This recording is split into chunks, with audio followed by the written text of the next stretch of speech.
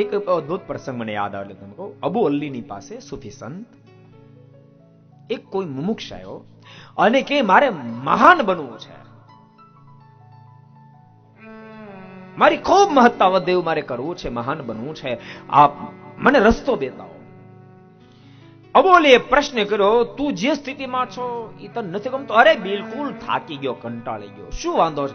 અરે કોઈ ભાવ પૂછતું નથી, હું કોઈને કાંઈ કહું તો કોઈ મારું માનતું નથી, હું કહું એમ બધા કરવા માંડે, એટલો મહાન બનું, બસ એવી મારા પર કૃપા દ્રષ્ટિ કરો. અબુલીએ અદભુત ઉત્તર આપ્યો, એક કામ કરી, તારે મોટું થવું છે તો હા મોટું થવું એટલે તો પ્રશ્ન છે, મહાન તો એટલે તો આવ્યો છો. તારે મહાન થવાનું, મોટું થવાનું તો એકવાર તું બધાથી નાનો થઈ જા, તો આપોઆપ મોટો થઈ જાય છે. પેલો કે નાનું, મારે મોટું થવું છે, નાનું નહીં. અબોલીના મોઢામાંથી શબ્દ નીકળ્યા, નાનપ સ્વીકાર્યા સિવાય કોઈ આ દુનિયાની અંદર મોટો થઈ જ ન શકે. જેને મોટું થવું હોય એને પ્રથમ નાનપ સ્વીકારવી પડે. દાસ બન્યા સિવાય ભક્તો સ્વામિત્વપણું ક્યારે પ્રાપ્ત ન થાય. જેને સ્વામિત્વપણું સ્વીકારવું હોય, પ્રાપ્ત કરવું હોય, પ્રથમ દાસ બને. ઊંડાણ વિના ઊંચાઈ કોઈ પ્રાપ્ત ન થાય, અને ઊંડાણ વિનાની ઊંચાઈ કદાચ પ્રાપ્ત થઈ તો ભક્તો એ ઊંચાઈ ક્યારે ધરાશય થઈ જાય કાંઈ નક્કી નહીં. એમ પેલો મુમુક્ષી કે મને તમારી વાત સમજામાં નથી આવતી, તું નાનો થઈ જા. અબોલીએ કાંડું પકડ્યું, કે હાલ હું તને પ્રેક્ટિકલ દેખાડું.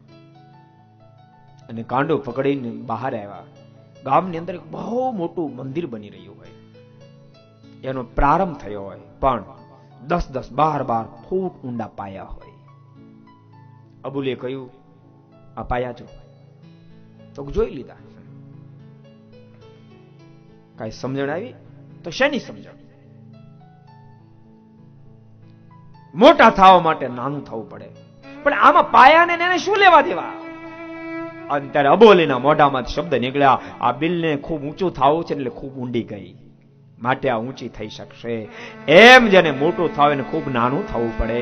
નાનો જે થઈ શકે ભક્તો એ જ મોટો થઈ શકે, અને નાનો થયા વિના કદાચ મોટો થઈ જાય ને તો ભક્તો દુઃખ દેણ બની જાય, દુનિયાના દુઃખ દેણ બની જાય. યાદ રાખજો, આ જગતમાં નાનપને સ્વીકાર્યા સિવાય ઘણા મોટા પણ થઈ ગયા, પણ જગતને દુઃખ દેણ થઈ ગયા. હિટલર જેવા હજારો થયા પણ દુઃખ દેણ થઈ ગયા. નાનપનો સ્વીકાર કર્યા સિવાય મોટપ જેને જેને મળી, હિરણાક્ષ હોય, હિરણ્યકશિપ હોય, રાવણ હોય, કુંભકર્ણ હોય, કંસ હોય, શિશુપાલ હોય, દંતવક્ર, બધા બહુ મોટા થયા, કે જેવો તેવો મોટા નહોતા થયા. વરુણ જેની ઘેરે ભક્તો પાણી ભરવાને માટે આવે, વાયુદેવ વાસુદેવ કર, કેટલી મોટપ હશે, પણ તો નાના થયા વિના મોટપ પ્રાપ્ત થઈ ગઈ તો દુઃખ દેણ બની ગઈ. પોતે તો દુઃખી થયા, હજારોનું દુઃખી કરી મૂક્યા, હજારોનું દુઃખી કરી મૂક્યા. નાનપ પ્રાપ્ત થયા વિના મોટપ કદી શોભે ન. તો સાધના તો એ લોકોને હતી, સાધના વિના મોટપ પ્રાપ્ત ન થયો હોય.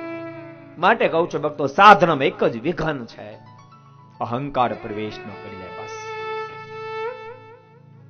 ઊંચાઈ ભક્તો એની શોભે જેની અંદર દાસત્વપણું હોય, સરળતા હોય, વિનય હોય, વિવેક હોય.